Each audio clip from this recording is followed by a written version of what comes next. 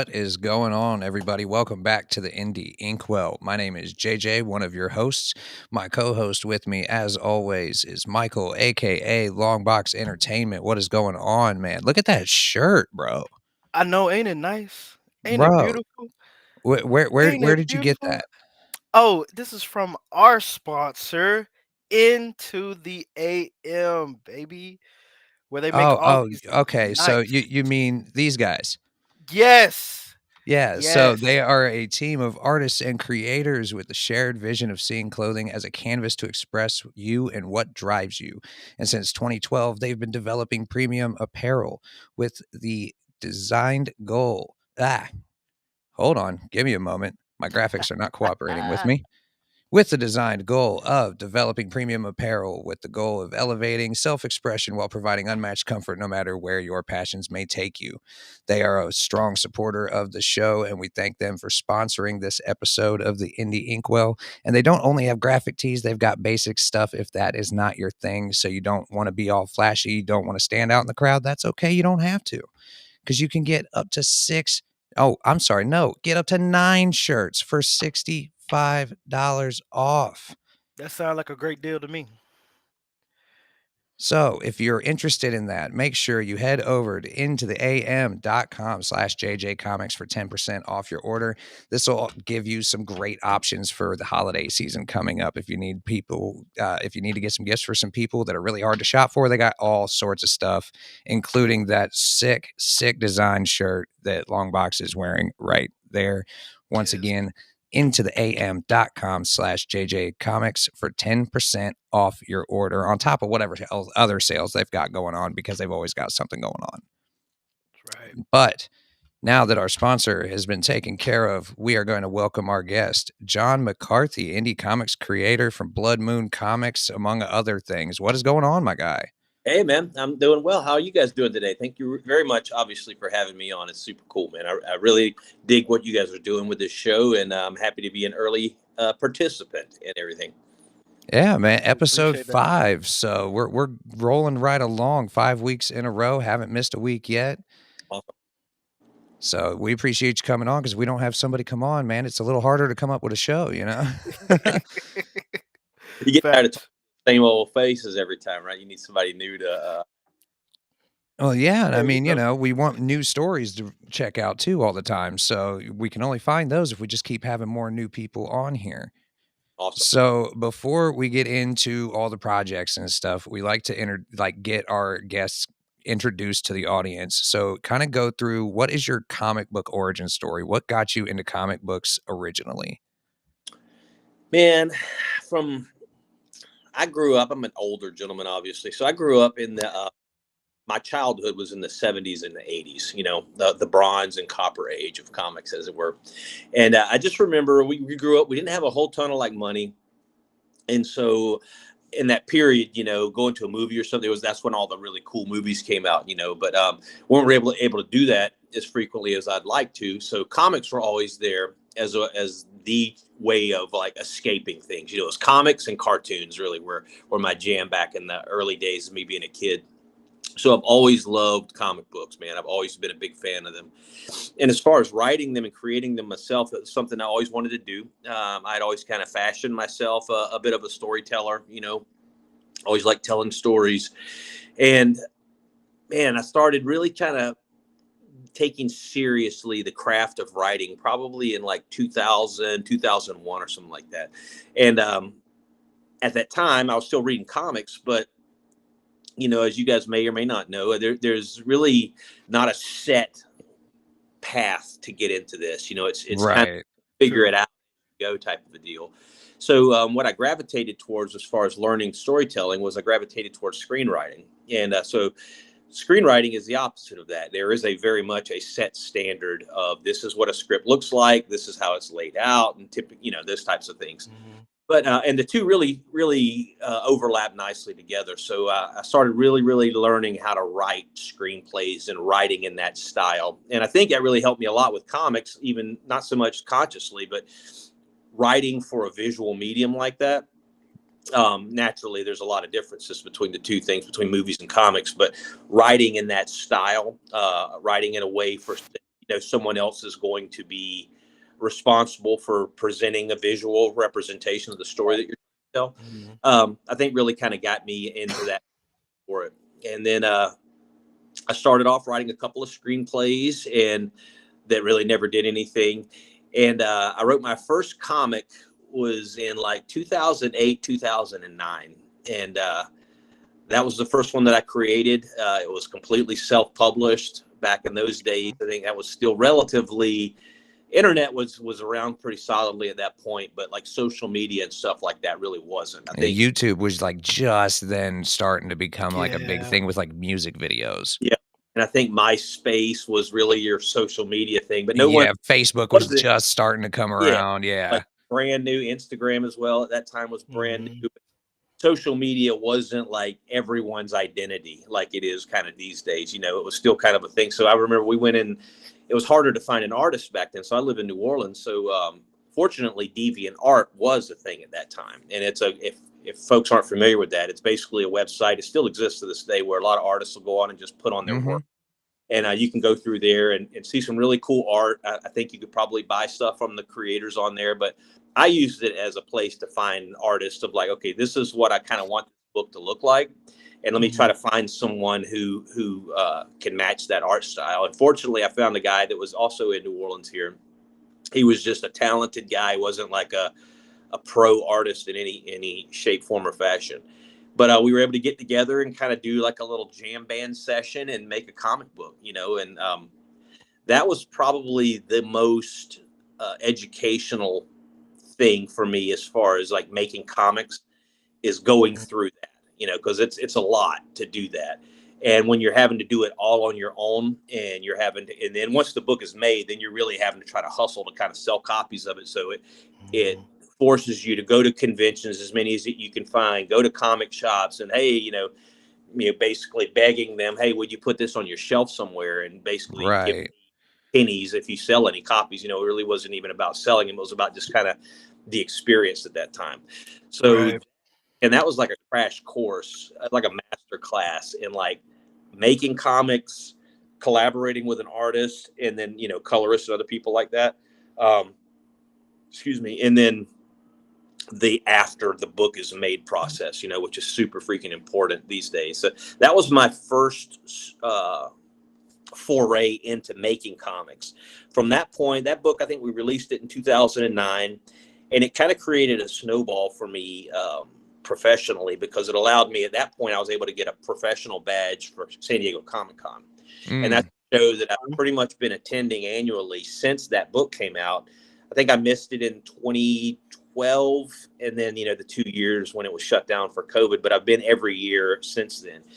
And that just became like, man, you really see like what's up. You get to meet a lot of other people who are doing the same thing that you are. I always say every time I go out there, every July is when I recharge my creative batteries, because I leave that show. I go to a bunch of other shows and stuff, but that's the one, man, where you see it at all levels, Right. Right.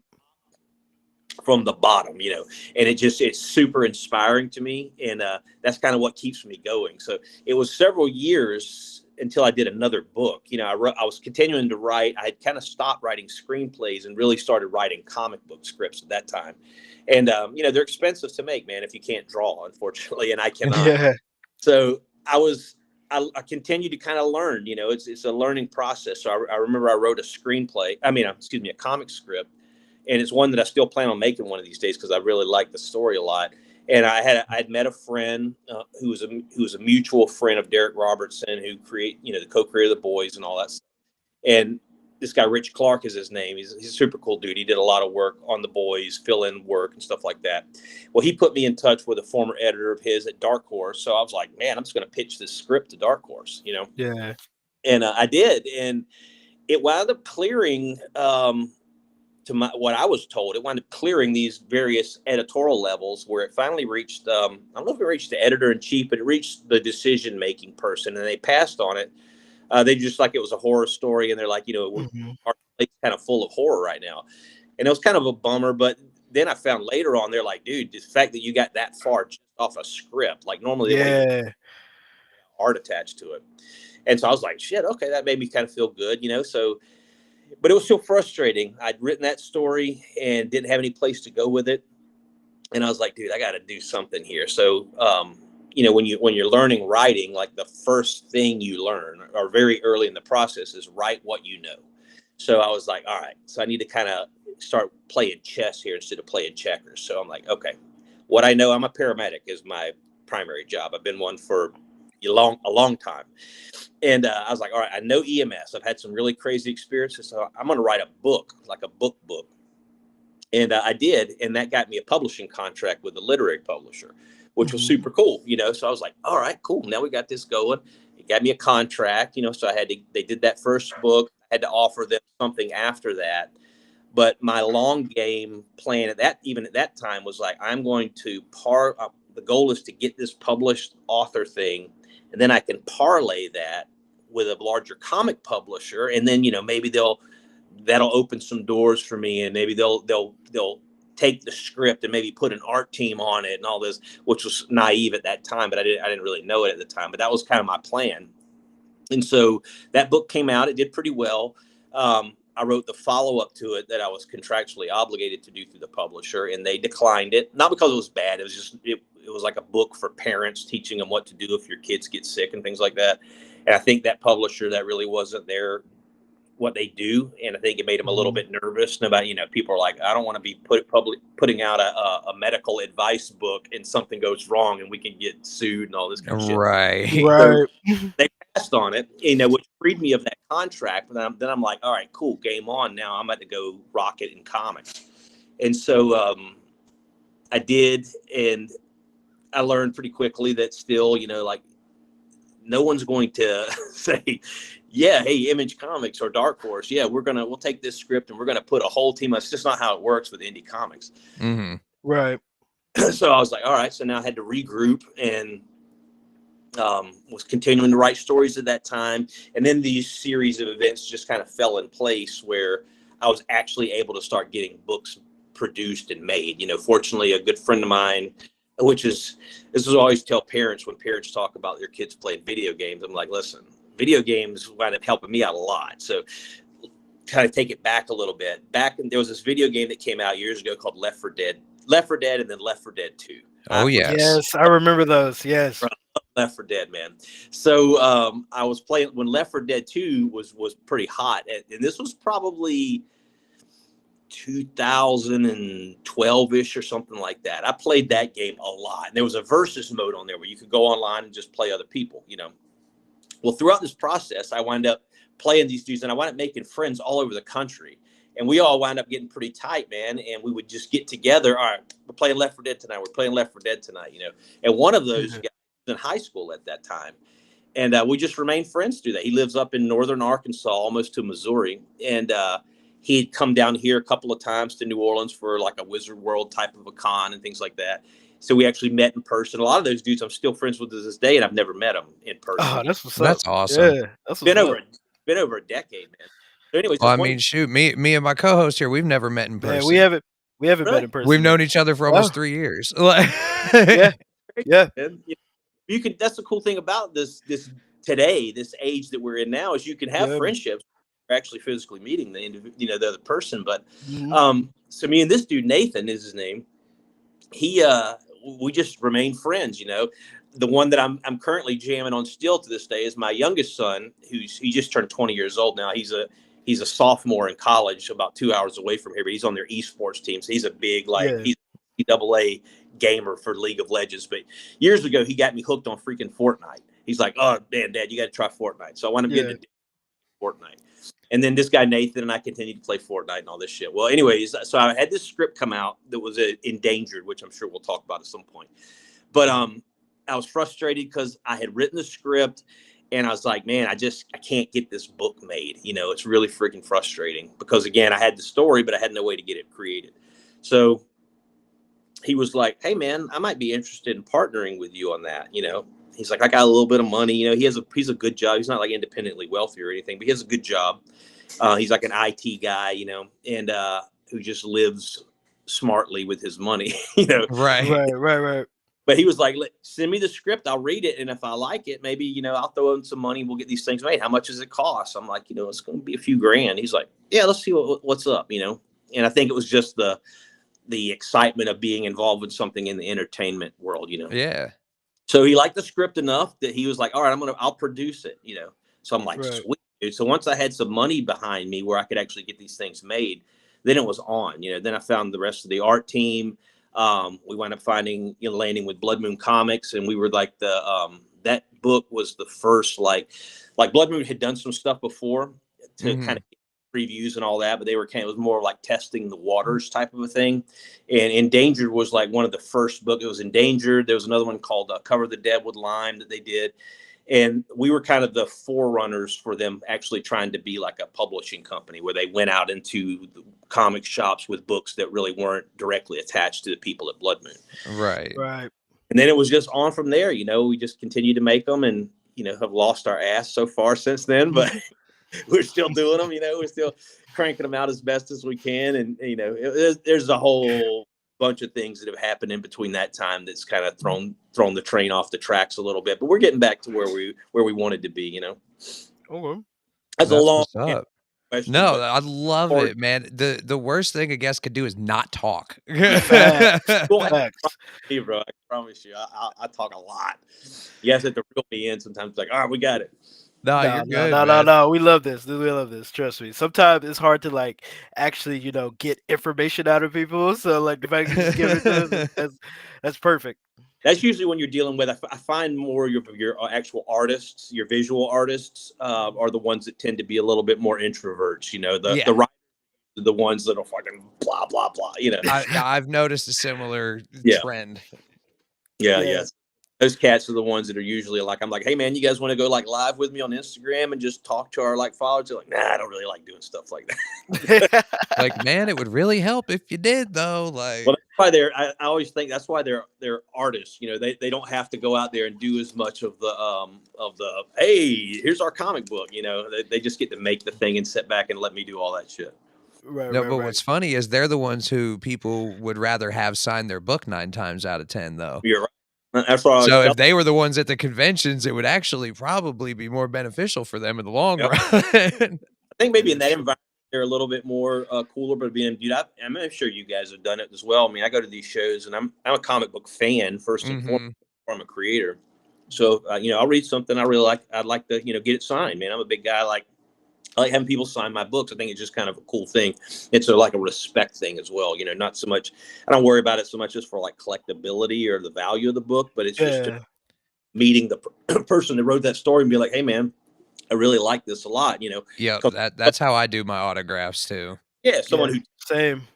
When someone comes to you and they're like, hey man, I really like this a lot. It's an awesome feeling, and I have a hard time imagining that it ever goes away. It's even at the highest levels of comics. I mean, because let's be real, at the top shelf of comic world, you're not Brad Pitt. I mean, you're not a right. I always like to meet these guys and tell them that I like this stuff. But man, some of these cats that have been doing it for a long time, you can tell are still a little bit awkward socially, they're uncomfortable in that environment. But oh yeah, I just moderated 7 comic book panels at GalaxyCon Columbus this past weekend, and yeah, there's a lot of them that were just still very shocked that people even gave a crap who they were. Yeah, and I'm like, dude, are you serious? Some of these guys are icons, Yeah. A lot of them are jaded too. I find, understand some of them screwed over, especially those guys that are coming from that 90s and before era. They were, I guess, kind of exploited by the big two, kind of took advantage. They were never really compensated for their characters that they created and stuff like that. So I understand that there's a little bit of, but I always man, listen, I've seen it at my opinion is I've met, I mean, pretty much everybody, all these big dudes, and if my theory is if I can meet Todd McFarlane and Robert Kirkman and guys like that who are as cool as those guys are, come on, there's no reason to be, not cool, and not realize your fans are not your prior employers, 100%. Now, I didn't see anybody being rude to their fans or anything, but when they start talking about like what was happening while they were making whatever story, you could tell that like it would kind of grind some gears here and Yeah, there when certain things would come up. Like, yeah, I, yeah. I know what you mean, and I don't blame them. Oh Listen, yeah, when you're responsible for something that's created millions and millions of dollars, um, true. you don't have a pot to piss in. It's kind of be annoying, I mean, I remember meeting Gary Friedrich, I think is the way his last name was pronounced, and he was like the co-creator of Ghost Rider. Mhm. And man, he was in bad health. And after I met him, he passed away pretty shortly after that. I met him in San Diego. I bought like a print from him. He had a small table nobody was at. And I'm like, bro, this guy, he's a co-creator of freaking Ghost Rider. And he died poor, and just, it was just, it's sad sometimes when you see the back end of it. well, that's why there's organizations out there, thankfully, like the Hero Initiative, Yeah. Yeah. that take donations for specifically to help Cats like, those comic book Mhm. artists and writers from back then that are in bad health, that don't have a lot of money, that just need some help. yeah, Yeah. that's it. So, it's And I rough. and I and I think us as like fans, we have to do our part to make sure that these creators are getting, their recognition. That's also a reason why we decided to do this podcast. We want to make sure that indie creators get their time in the light and shine, because in the indie comic world, there are incredible stories that are being pushed out and no one is talking about them. Yeah, you're right, dude. I mean, it's, You know.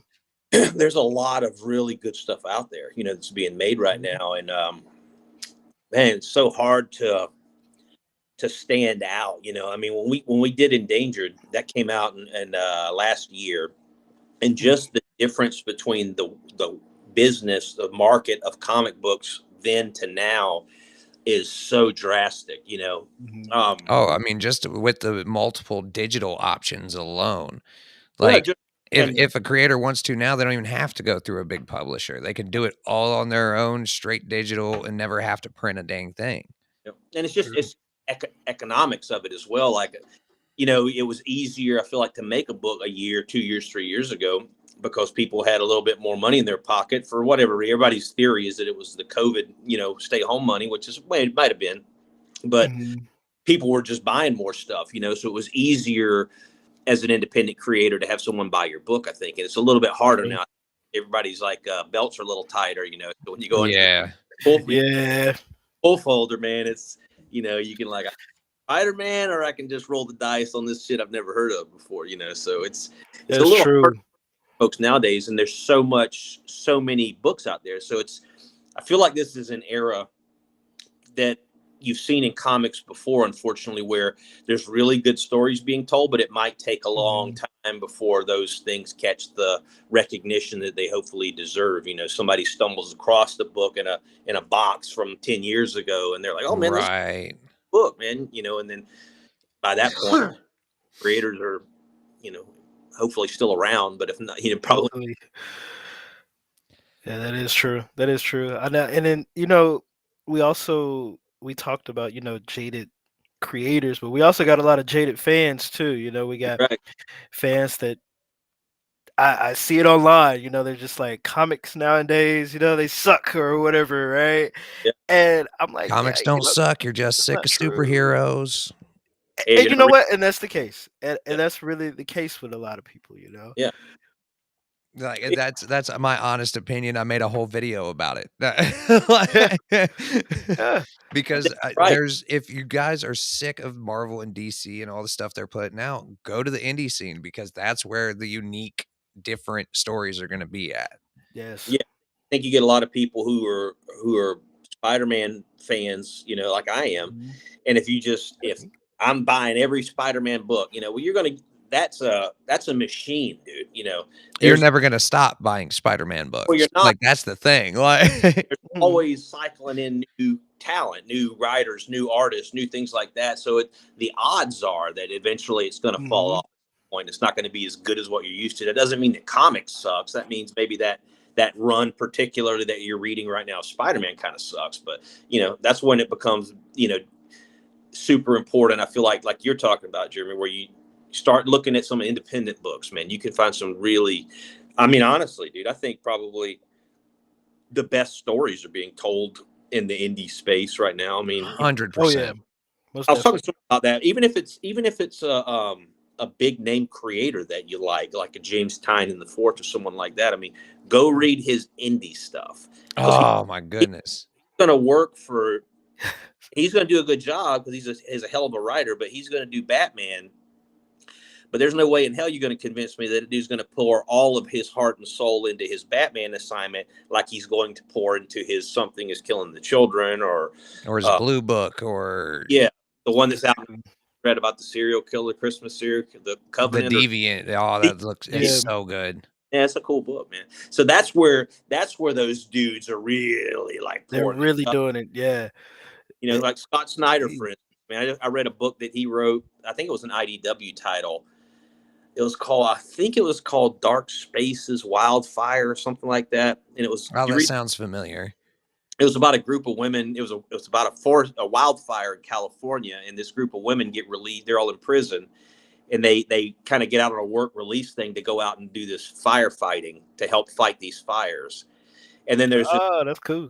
it was a good story, man. It was a really good book. A lot of, like, everybody reads Scott Snyder's like DC work, but I mean, those dudes, that's where you're really going to find someone's like heart and soul. Even the bigger creators is going to be on their indie titles because, that's just where they can do whatever they want. They're not constrained by any corporate overlords or whatever. Oh yeah, I mean, look at Donny Cates's Marvel and DC stuff, and then go look at his indie stuff with crossover, and Yeah. I mean, oh my goodness. Yeah. Yes. Yeah. I read So, it, liked it a lot. But there's let's get into one of your books. Let's start with this one. This is the first one that you sent me. hey, yeah. Lou, is it Lou Garou? Loop, like a Fruit Loop, Loop Garou. Loup Garou. Loop. Okay. Yeah. That's a Louisiana, or it's French. I assumed just from the cover alone, and then the fact that you're from New Orleans kind of makes sense. I'm actually from Florida originally. Oh, really? My wife is from here, which basically means I'm from here. Yeah. So, Yeah. Okay. Well, yeah. see, there you go. You're a transplant, but you're stuck there. I mean, Luckily, I like it here pretty well, for the most part. But no, that book was one that's funny because that was a book that the original origin of Loup Garou was a screenplay. I wrote a full feature-length script about that. Oh, wow. I was literally just about to ask what inspired that one, and can you give us a synopsis, and get everybody wanting to go get it? What really inspired it was, again, growing up. When I grew up, man, I freaking loved two movies from my childhood that I loved was American Werewolf in London and then Silver Bullet. I love Okay, yeah, both great movies. werewolf stories, man. I've always loved werewolf stories. So I was like, at some point, I'm going to write my own werewolf story. So I wrote this script like years and years ago when I was just trying to do the screenwriting thing. And, I'm like, this ain't never going to go anywhere. It got like what they call coverage, where I was entered into some screenwriting contests and things like that. And it's just been sitting on my hard drive, for 15 years now, probably. And I was like, dude, I love this story, so I want to do something with it. And so I kind of went through it, and I'm like, all right, the opening scene of this screenplay, I can play around with. Now, the comic is vastly different than what that was, but that was the origin of it, was taking this opening screen. So the comic is about an unemployed cinematographer out in Los Angeles. He's out of work for the COVID pandemic's kind of shut the industry down. He's having a hard time, and he gets a phone call from his agent saying, "Hey, I got a gig for you. There's this reality TV show that's filming in the swamps of Louisiana. It's really popular. It's called Bayou Life."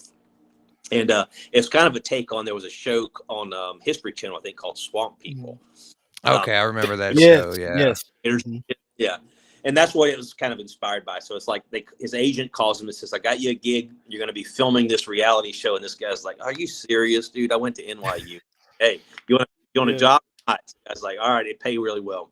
So he comes down to Louisiana, and he gets matched up with this like local guy, Cajun guy, who's like Mr. Charisma for the TV show and stuff.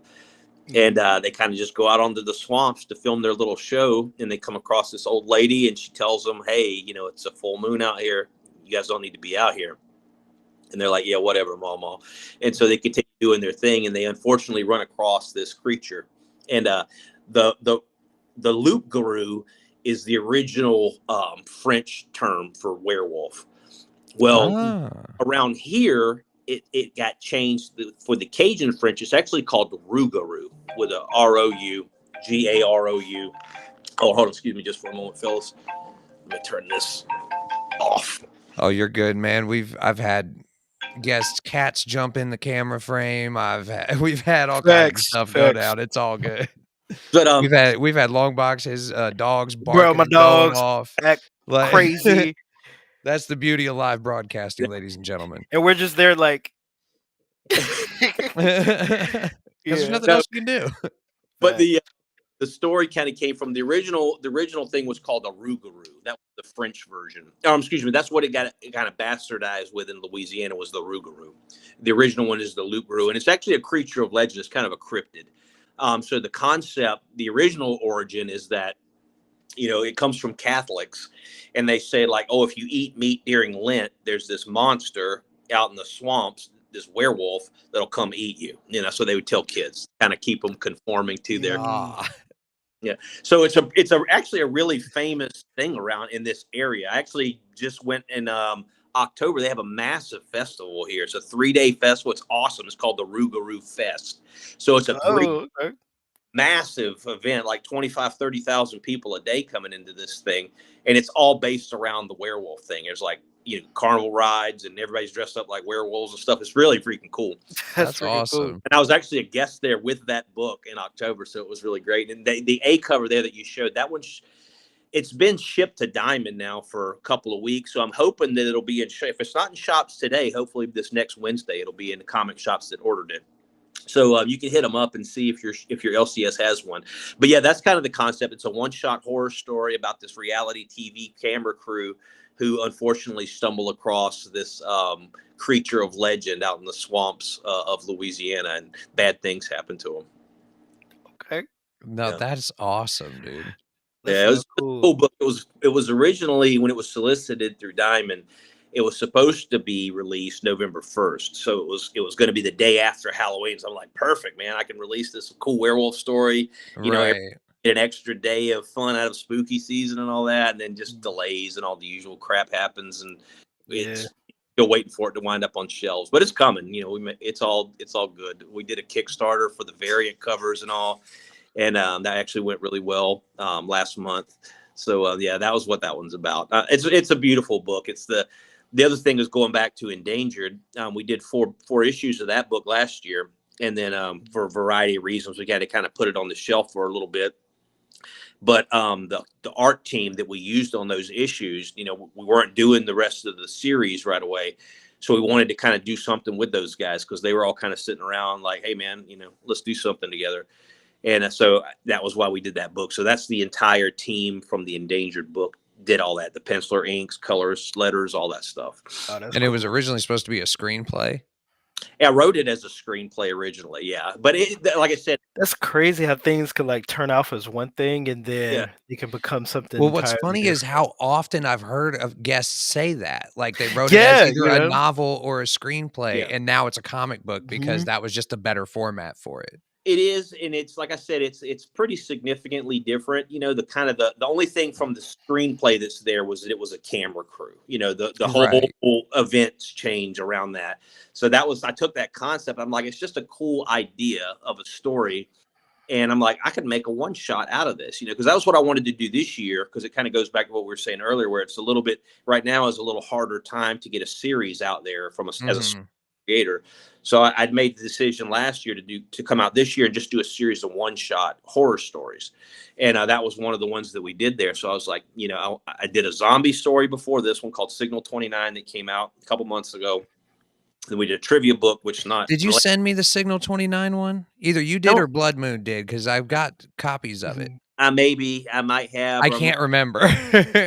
I was at the same time that one was coming out was when the comic book trivia book that we did was coming out. You did send me that one. I've got a rare black and white, no color version of that. You got an advanced reader copy of that one. That was the one I really put, all of my eggs into. I'm really going to push this book harder. And unfortunately, the Signal 29, the zombie story, came out kind of similar at the same time. And again, the Signal 29, the zombie book, ties back into my book that I wrote about my time as a paramedic in New Orleans, because, you know, a lot of folks follow me or whatever because of that. They like that book a lot. And now that I'm not writing those types of books anymore, they're like, oh man, you got to do this, a follow up to that. You got to give us some more of that. So I was like, I'll tell you what I'll do Yes, is because it was the first responders that yeah, are the first ones to see the yeah, zombie yeah. patient zero, right? Yes, you did send me that. Okay, I knew I remembered it. Eureka. Well, I'm doing comics. I'll make a comic I called it a alternate universe bonus chapter to Hard Roll, which was my book that came out, and it was basically me and my partner are the same guys in this comic, and the concept was from a real call that we went on where we were called to pronounce a dead body. And you know, we were in the room with this guy, and the family wasn't in there or anything like that. And I kind of leaned over to my partner as he was putting like the electrodes on to confirm that the guy was deceased. And I was like, "Hey, dude, what would you do if that guy opened his eyes right now?" And he was like, "I'd shit my pants," you know. So I had that idea in my head at some point. I'm like, "Oh, I want to do a zombie story that tells from the very first zombie, like when they first one wakes up, who Because we would be never there? see that. It'd probably be EMS personnel or first responders would be the first ones there, you know, because no one's thinking it's a True. zombie. Dead dude wakes up. So that's what that one was about. And That's true, yes, that was the first horror one shot. And then, you know, Loup Garou was the next one, and then the one we got coming out next, this coming spring or whatever, the Dirt Witch will be the next one that's in that series of things. Yeah, that one. Dirt Witch. Really, Yeah, that looks Give interesting. us. You got to talk about this because this just looks wicked, man. She looks creepy. Like I do not want to see that in a dark alley. Wait till you get her. Hang on, we got a bigger version. There we go. Two different covers for you. Yep. There's our Goosebumps homage on my right there on the side. I noticed that immediately because Yep. I was a huge Goosebumps kid. Yep. We did I was a child in the 90s, man. Scholastic Book Fair came around. I was buying every Goosebump book I could. Yeah, dude. Everybody loves Goosebumps. So now that was one that the main artist on the Dirt Witch is this artist in Greece, a really good dude who drew Signal 29. His name is Thomas Tikos. He drew Signal 29, and he's the penciler for the Dirt Witch. But Ron Joseph, who is the penciler for Endangered and Loup Garou, we wanted to get Ron, you know, do something with Ron on this one as well. So he drew that variant. And when he drew it, the colorist, Hav, who we use, this guy named Jorge Martinez, who goes by Hav, he's in Spain. He's freaking fantastic colorist, man. And he was like, this looks like a Dirt Witch. I mean, excuse me, this looks like a Goosebump book.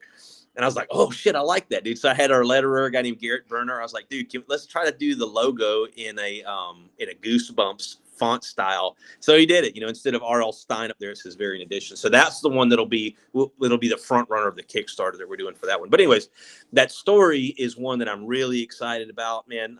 My friend Anna, who's edited everything I've written from the Hard Roll book to that script that I pitched to Dark Horse and everything since then, she's helped me edit everything that I've written. And when I sent her that script for the Dirt Witch, she was like, I don't mean to like, I hope this doesn't offend you from the other stuff that you've done, but this is the best thing that you've ever written. And so it's a really cool story. It's the concept, and what it's ultimately about is consequences. So it opens up with this guy getting arrested for murdering a child. They find this child's body, and he gets arrested for it he gets arrested as a serial killer. And then it goes and tells his story. So you go back and you see him as a kid. And the long and short of it is he was bullied terribly. He's like 12 years old, and these really asshole kids really kind of persecuted him in school. And after one day of really kind of getting run through the mix by these guys, his best friend, they play D&D together, but his best friend works in this record shop here in New Orleans. And so our main character goes in there. He's all bummed out, thinking these guys are going to kill him the next day. And his friend's like, listen, I got something that's going to cheer you up, man. He's like, have you ever heard of Norwegian black metal? And the guy's like, what is that, an anime? He's like, no. So, story about there was this Norwegian death metal band that were all found torn to pieces. And this record was still spinning on the recording table when the authorities showed up. And the rumor on the dark web, where he winds up getting this from, was that these guys were into demons and stuff, and they found a way to summon this demon, and supposedly this is in this record. So is that what this artwork's from? Yeah, that's from the Dirt Witch there. Yeah. So his friend that's him getting arrested there in the very beginning. That's him as an older guy, and the news broadcaster, giving the story about the body of a young man's been found, and then the police break in and SWAT team kicks his door in, and you're like, wait a minute, what's going on here? And they're like, yeah, we got you, you piece of shit, And then it goes back, and you kind of learn the story. So his buddy tells him in the record store, he shows him, he's like, I bought this off the dark web, and this is the record that those guys recorded. And he's like, man. play it. And he's like, yeah, it sucks. He goes, but if there's one thing I know as a metalhead is like, if you want to hide something like that in the record, you have to play it backwards to get it to work, So naturally, our guy takes this thing home and winds up spinning it backwards, unfortunately, and then that binds him with this creature that you see on the cover there, who is very unpleasant entity. That she is not nice. She doesn't look very friendly or No. Yeah. That looks Wait till you, as I'm telling you, wait till you see her in the interior pages. I mean, she is really, Thomas did a really good job. And that was a lot of fun too, because when I did this story, I was like, man, I really want to, we had done a zombie story.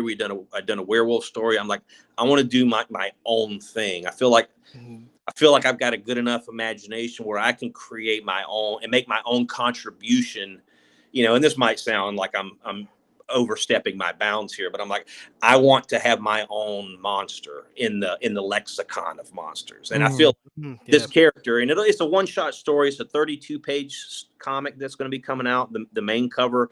And then we're going to be doing a bonus chapter for the crowdfunding campaign for the variants, where that's also one that I'm really excited about, because as you were talking about Scholastic book fairs and all that, I mean, I love Goosebumps. They were a little bit after my time, but what I loved in my era was choose your own adventure books.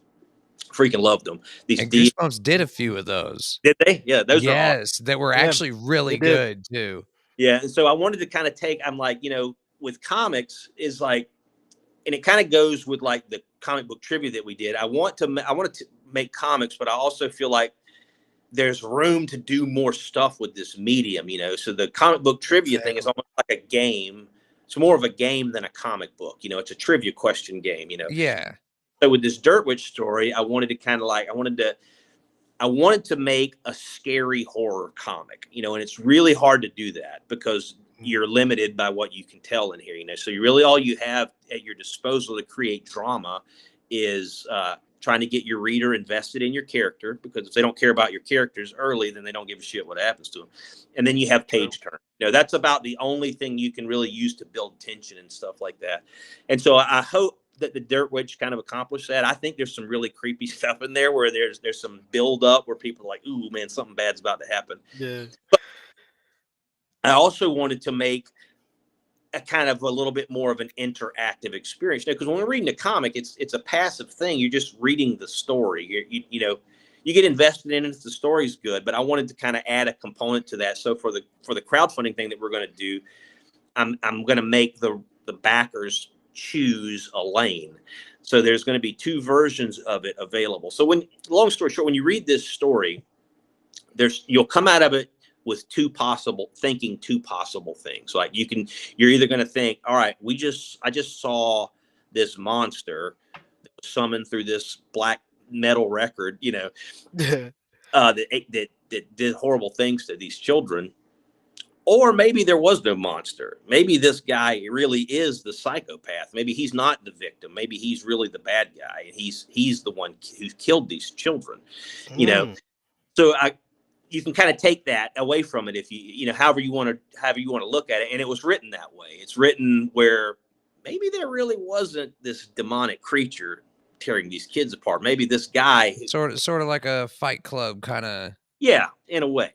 And so on not sure who did what. Was it really like? So we're gonna make 2 versions of it, and the working title right now is there's going to be a believe it or not. So you will pick which way you want to go on this thing. That's kind of cool. We add an extra chapter at the end of the book, an extra 8-page story at the end of the book that goes whichever way you choose. So Okay. And since the whole concept of this book is about choices, and that's when you open it, that's kind of what you're kind of hearing his thought, you're reading his thoughts, and he's, some of the first lines like, how many choices does a person make in a lifetime?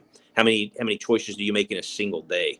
You never think what have happened had you went left instead of going right. You don't even think about it.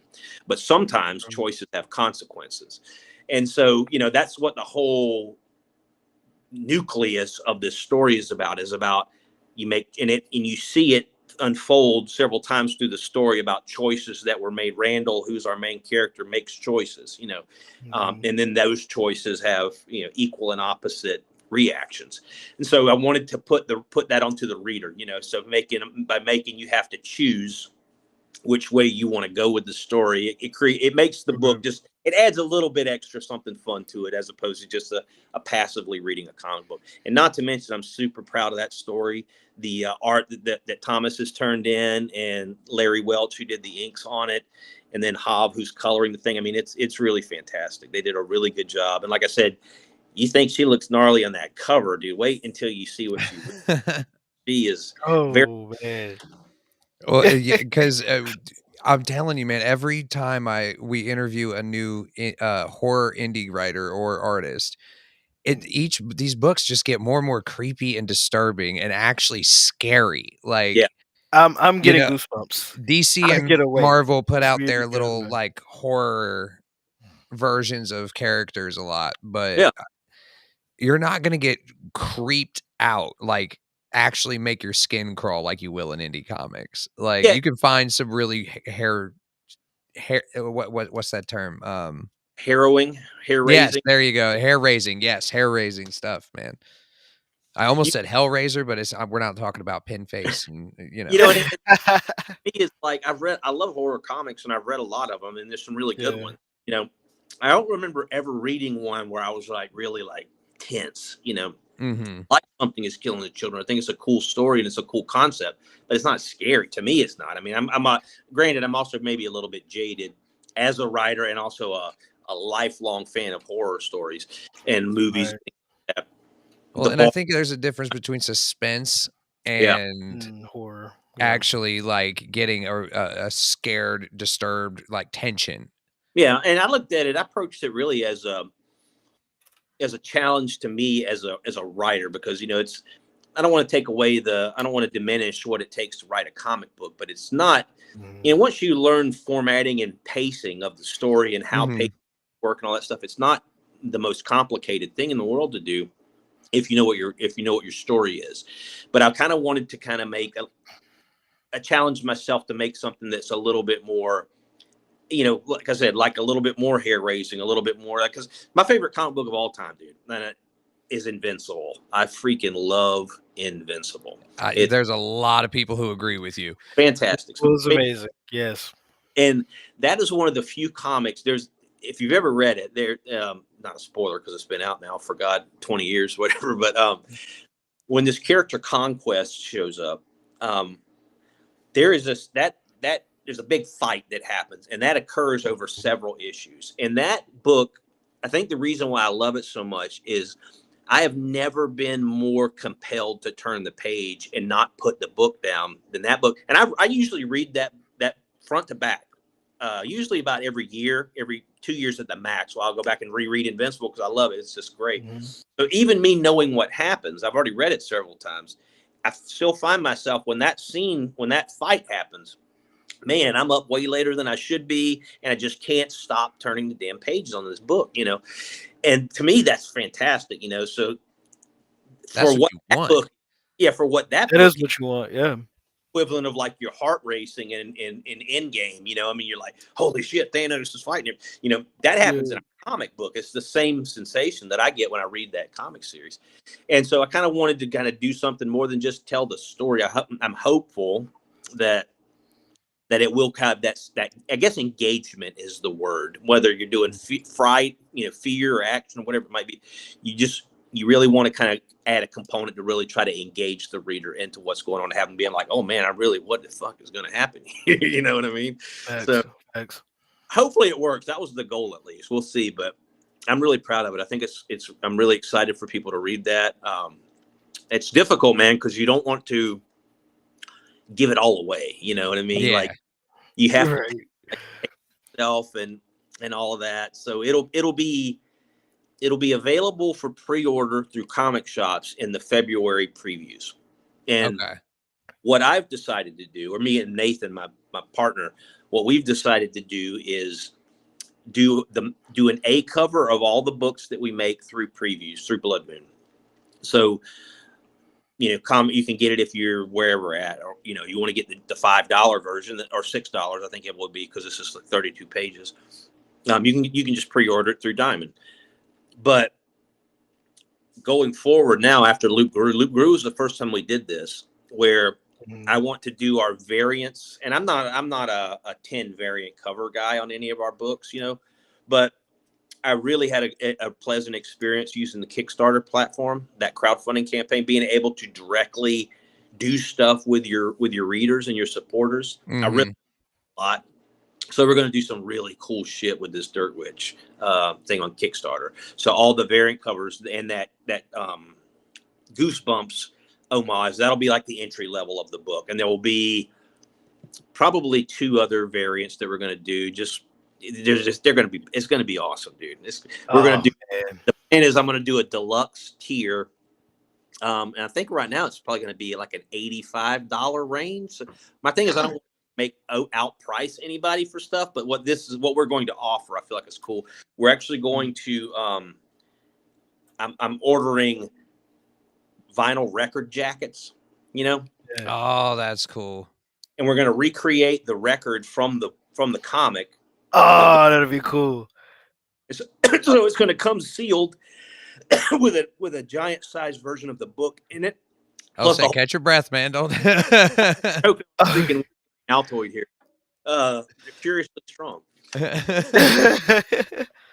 yeah, we're going to do like a really cool thing with that, where it's going to be like recreating the record from the book, and then all the stuff that's going to come with it. It'll come with an enlarged format size of the book with all kind of stuff in it. It's going to be really neat.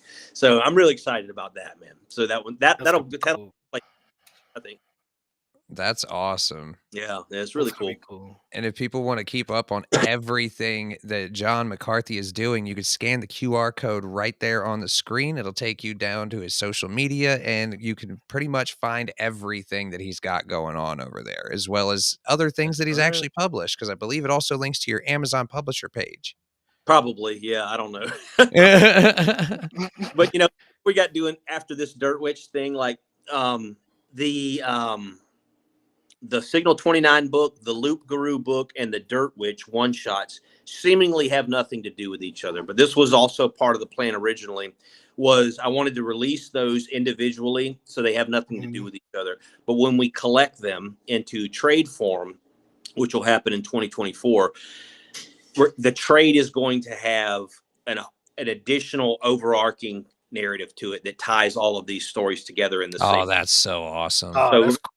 Yeah, the whole goal originally was each of these was a chapter from an anthology, but no one knew that. But and as we put them into trade form, the trade will come with a fourth actual like overarching story with this kind of character that pulls all of these stories into the same world together. So that again, it's like, you know, I don't want to just collect books and put them into trade form, because it's like, you know, it's fine to do that because a lot of people prefer to read them that way. But my thing, like, you can do something extra with that and make it a little bit cooler, you know, to give it a point to doing that rather than just like doing it. Like, you just add something new to it, and then the trade becomes this whole long thing. And then you're like, oh man, okay, now I can see, because those stories seemingly have absolutely nothing to do. I mean, like I said, one's a zombie story, one's a werewolf story, and then you have this monster story on the Dirt Witch. But it's like you're creating your own little monster verse, you know? I love anthology like movies like Creep Show and things like that, Tales from the Crypt and all that. And so that was kind of the ultimate goal with one shots. I'm like, it's cool to tell one shot horror stories, but to me, it's even cooler when you do something special on the back end that kind of gives them a whole new purpose, you know, like, oh shit, okay, I read the Signal 29 one, but I didn't read the Loup Garou one. So let me get this trade now. How are these things all tie together? Things like that. So Right. I'm excited about that. So that's Oh. the plan for this one after the Dirt Witch comes out, is when we pull them all together, we're going to have the guys build that or make that whole. I call it an overarching narrative. It's a new story, but it's mainly like a crypt keeper type of character that's not a monster. It's just this lady that owns a voodoo shop who's really over the top. Of course. She serves that role where she is telling someone else these stories. That's awesome. It's going to be pretty cool. I'm very excited about it. So yeah, stay up with me, man. Follow me on social media. It's hard to play. It's, when we did Endangered, because of all the stuff that happened with that, we wind up losing a lot of money on just what it costs to make these books. So doing the one shots and doing this and kind of redoing the way that we're doing our operations now, or hopefully we'll actually see some revenue coming back in. And we're not trying to fill our pockets on this, dude. We're just trying to get the books to pay for themselves so we can make the next book. Yeah. So we had to kind of slow things down, which is frustrating for me as the creator, because I feel like comics are a long game. You have to be your proliferation. You have to be prolific. You have to put out a bibliography of work, and it takes time. Every time something new comes out, you'll get some readers who enjoy it enough to go back and find your old stuff that you did. And that's a process that takes time to do it. So we've had to slow down a little bit slower than I wanted to as far as what we're putting out. But, it is what it is, man. Hopefully it'll continue. We're also making I got an app that'll be coming out this year that my buddy Nathan and I put together. It's a writing app for comic creators. You will have to have you back on to talk about that. Yeah, we'll get on and do that one. I'm really excited about that one. The build is already finished on it. It's we're alpha testing it now, working out all of these bugs and stuff. But the goal for that is going to be, it's called Panels and Pages is what it's going to be called. It's going to be an app and a website that kind of work simultaneously together, so you can hop from one to the other seamlessly. But that originally comes from the screenwriting stuff from what we talked about before. There used to be a website, the actor Kevin Spacey, before he got himself in all kind of trouble. Yeah. He owned a studio called Trigger Street. And part of his Trigger Street studio, he used to have this website called Trigger Street Dispatch.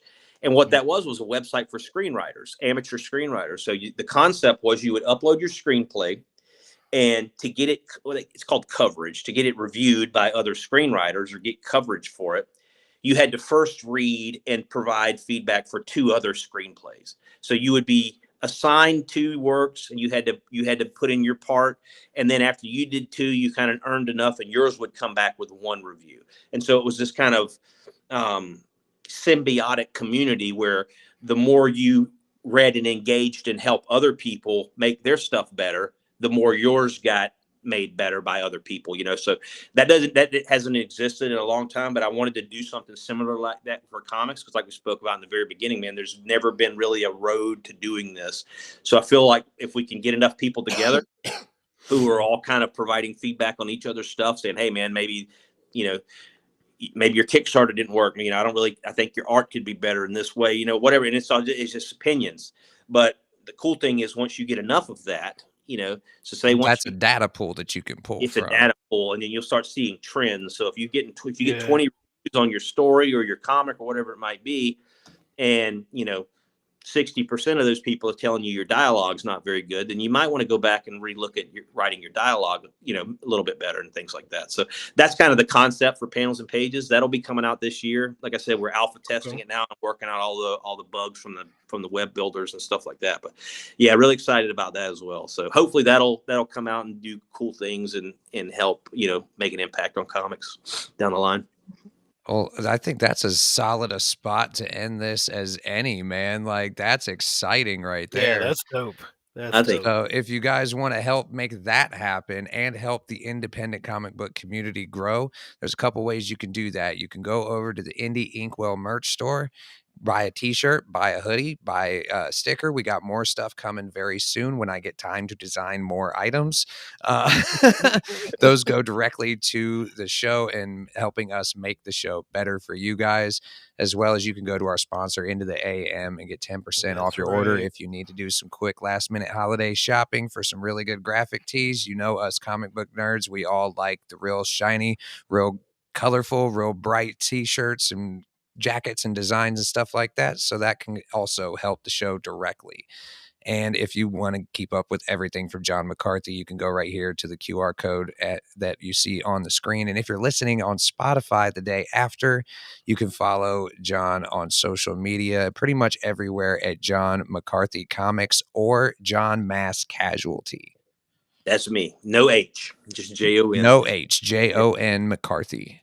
It's funny, man. I'm glad that you're Indie Inkwell, because that was kind of for the app that we're building. You know, we were going to do a Quill pin like that. We actually wound up doing it, but we kind of made it an anthropomorphic character. We named him Quilliam. Oh, nice. Or what cool. you guys are having for your we logo. might have to talk some kind of partnership down the line, man. Yeah. I really appreciate y'all having me on, dude. I'm a big fan of the show. I think what you're doing is awesome for indie comics. I really appreciate it. Hopefully folks out there listening, maybe you get something from this, but yeah, please hit me up if I can help in any way. If you have questions on anything, like I said, I'm not Stan Lee, but I'll be more than happy to offer any of the insight that I've gained through my comic book journey that I've been on so far. And that is how you help an industry grow right there. Exactly. My name is JJ. His name is Michael. Our guest was Jon McCarthy. Everybody, please, as always, be safe, be kind, take it easy, and we will see you again at the same time next week. Bye, guys. Yeah.